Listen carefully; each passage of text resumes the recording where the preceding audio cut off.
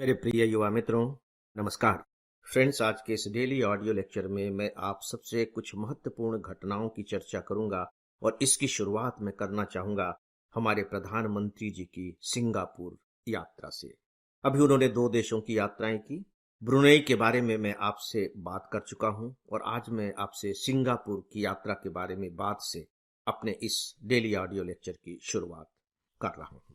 Singapore बहुत ही छोटा सा देश, लेकिन बहुत ही प्रगतिशील देश, आर्थिक दृष्टि से बहुत ही उन्नत देश। मुझे लगता है कि यदि आप बाहर किसी से बातचीत करते होंगे अर्थव्यवस्था के ऊपर, तो उसमें सिंगापुर का नाम जरूर आता होगा।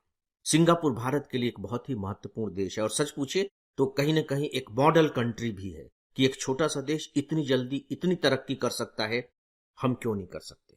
मुझे वहां जाने का सौभाग्य मिला है। मैंने सिंगापुर को महसूस करने की कोशिश की है। वास्तव में बहुत ही मॉडर्न कंट्री। अब सवाल ये उठता है कि हमारे एग्जामिनेशन की दृष्टि से ये कितना इंपॉर्टेंट है, और वही हमारा मकसद भी यहां है। तो देखिए, पहली बात जिसकी चर्चा मैंने ब्रुनेई के बारे में बात करते हुए की थी कि सिंगापुर कहां स्थित है, लोकेशन कहां है, तो आपको साउथ चाइना सी मिल जाएगा, सागर मिल जाएगा। और इसलिए सिंगापुर हमारे लिए ज्यादा इंपॉर्टेंट हो जाता है क्योंकि वो साउथ चाइना सी में है। क्योंकि पूरे के पूरे क्षेत्र में आप जानते हैं कि चीन अपना दबदबा बढ़ाना चाह रहा है, बढ़ा ही रहा है, बल्कि बढ़ा ही लिया है। तो उसे हम काउंटर कैसे करेंगे। सिंगापुर इसलिए हमारे लिए बहुत महत्वपूर्ण देश बन जाता है। हमारे यहाँ उसने बहुत निवेश भी किया हुआ है और बड़ी बात यह है कि हमारे यहाँ की भी बहुत सी कंपनियां सिंगापुर में है। बहुत सी कंपनियां, और खासकर शेयर मार्केट के लिए, जिसे आप ट्रेडिंग कहते हैं, सिंगापुर के जरिए बहुत से लोग इंटरनेशनल ट्रेडिंग का काम कर रहे हैं। अनुमानतः सिंगापुर में भारत की कितनी कंपनियां आप इमेजिन कर सकते हैं कि कितनी कंपनियां काम कर रही होंगी। 9,000 भारतीय कंपनियां सिंगापुर में काम कर रही हैं। तो आप समझ सकते हैं कि सिंगापुर हमारे लिए कितना महत्वपूर्ण हो जाता है।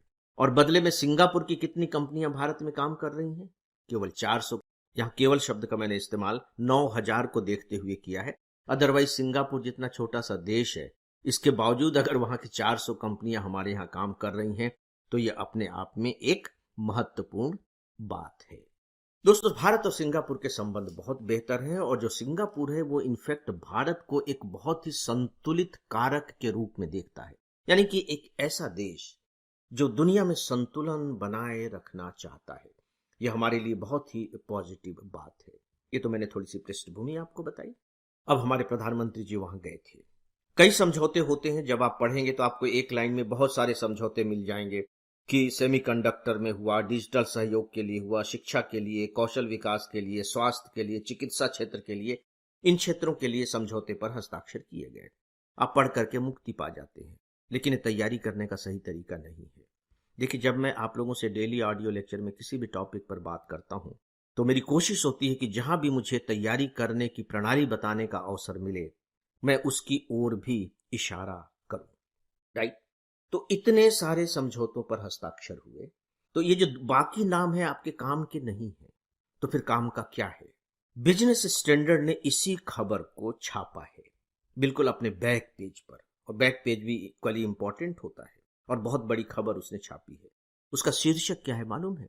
उसका शीर्षक है सेमी कंडक्टर उद्योग को लगेंगे पंख। मैं रिपीट कर रहा हूं, सेमी कंडक्टर उद्योग को लगेंगे पंख। यानी कि सिंगापुर के साथ हमारे जितने भी समझौते हुए हैं, उनमें जो सबसे इंपॉर्टेंट समझौता है वह सेमी कंडक्टर के बारे में किया गया समझौता है। और आप जानते हैं कि भारत किस तरीके से सेमीकंडक्टर का हब बनने की कोशिश कर रहा है। सेमीकंडक्टर के चिप हमारे लिए बहुत मायने रखते हैं। तो सेमीकंडक्टर इंपॉर्टेंट हो गया। भारत इसके लिए अपने देश में बाकायदे वातावरण बनाने की कोशिश कर रही है। विदेशों के साथ हमारे समझौते भी हो रहे हैं। कुछ प्लांट को बाकायदे मंजूरी भी दी जा चुकी है। तो हमारे लिए सेमीकंडक्टर क्यों इतना इंपॉर्टेंट है, यह भी हमें यहां जान लेना चाहिए। यह हमारे तैयारी करने का एक तरीका होता है कि अगर कोई पेपर छाप रहा है कि सेमीकंडक्टर उद्योग को लगेंगे पंख, इसका मतलब है कि सेमीकंडक्टर हमारे लिए बहुत इंपॉर्टेंट है।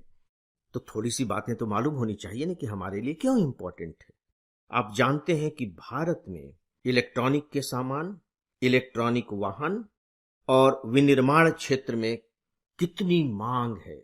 इन चीजों की मांग हमारी डोमेस्टिक डिमांड है, हमारी घरेलू मांग है। इसके लिए हमें किसी विदेशी बाजार की जरूरत नहीं है, हमारी अपनी मांग है। तो इस रिक्वायरमेंट को हम कैसे पूरा करेंगे? अभी आप जानते हैं, इसको लेकर के मेरी समझ से 1-2 साल पहले प्रश्न भी पूछा गया था कि दुनिया में सबसे ज्यादा जो चिप निर्माण करने का काम किया जा रहा है और ये सेमीकंडक्टर का ही हिस्सा होता है, वो ताइवान है। ताइवान। तो सीधी सी बात है कि हम कब तक दूसरों पर डिपेंड रहेंगे? तो भारत ने ये नीति बनाई है कि हम सेमी कंडक्टर हब बनाएंगे अपने देश को, और ऐसी स्थिति में सिंगापुर हमारे लिए इंपॉर्टेंट हो जाता है।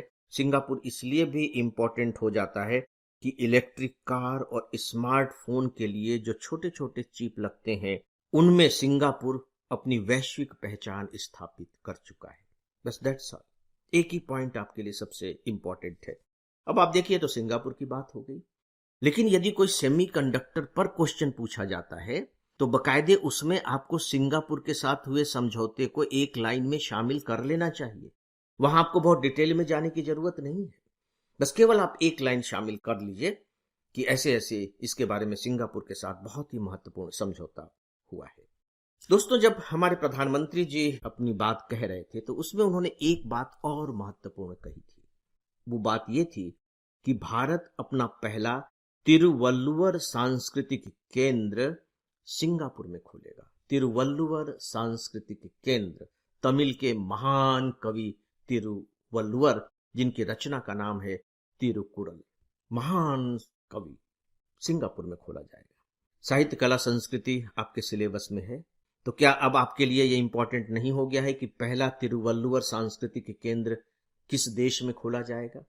तो इस तरीके से जब आप इत्मीनान के साथ किसी को पढ़ते हैं, किसी टॉपिक को, किसी भी घटना को, तो आप देखिए कि घटना तो एक है, सिंगापुर की यात्रा से संबंधित है, लेकिन उससे जुड़ी हुई कितनी सारी बातें आपके दिमाग में आ जाती है, और अगर वो दिमाग में पहले से ही है तो वो चीजें रिवाइज हो जाती हैं। और याद रखिए कि सिविल सर्विस परीक्षा की तैयारी का ये बहुत बड़ा आधार होता है कि आप पढ़े हुए को कितना रिवाइज करते रहते हैं, अदरवाइज चीजें धुंधली होती चली जाती हैं। दोस्तों, जो दूसरी महत्वपूर्ण खबर है वह भी कहीं न कहीं इंटरनेशनल रिलेशन से ही जुड़ी हुई है। आज के अखबारों के मुख्य पृष्ठ पर आपने देखा होगा, और बहुत ही महत्वपूर्ण खबर है। महत्वपूर्ण खबर यह है कि पुतिन साहब ने, जो रूस के राष्ट्रपति हैं, उन्होंने एक बहुत बड़ी बात कही है। उन्होंने ये कही है कि यूक्रेन के साथ जो हमारा युद्ध जारी है उस पर हम शांति वार्ता करने को तैयार हैं, और इसके लिए अब यहां ध्यान देने की बात है, भारत, चीन और ब्राजील मध्यस्थता कर सकते हैं। बहुत बड़ी बात रूस ने कही है कि अगर भारत, चीन और ब्राजील आकर के बकायदे मध्यस्थता करते हैं, शांति वार्ता शुरू करते हैं, तो मैं इसके लिए तैयार हूं। पुतिन का यह कहना। और इस बयान के बाद अमेरिका ने भी साफ तौर पर यह कहा कि हम, कोई भी देश जो यूक्रेन की शांति के लिए कोशिश करेगा, हम उसका स्वागत करेंगे। यानी कि अमेरिका भी इसमें कोई बाधा नहीं डालेगा। यदि आपने कल के एनडीटीवी को देखा हो तो उसमें बकायदे जो इजराइल और फलस्तीन के लिए जो शांति वार्ता की बैठक चल रही थी, वह एक तरह से असफल हो गई। तो अभी पूरी की पूरी दुनिया दो मोर्चों पर उलझी हुई है युद्ध में, फलस्तीन और इजराइल, दूसरा रूस और यूक्रेन। दोस्तों, आपको ध्यान होगा कि हमारे प्रधानमंत्री जी की यूक्रेन यात्रा को लेकर के मैंने इंडिपेंडेंट लेक्चर आप लोगों को प्रोवाइड किया था।